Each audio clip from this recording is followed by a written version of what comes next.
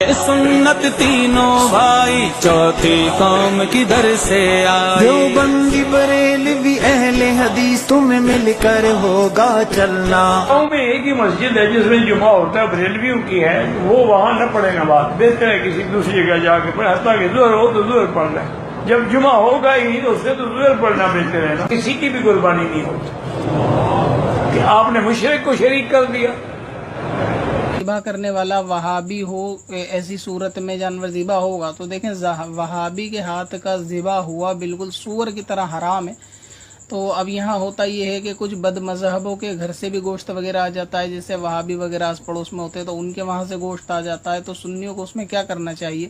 تو ان کے وہاں کے گوشت کو الگ رکھنا چاہیے اور ان کے وہاں کا گوشت واپس کسی وہابی یعنی انہی کے فرقہ باطلہ کے گھر میں بھجوا دینا چاہیے.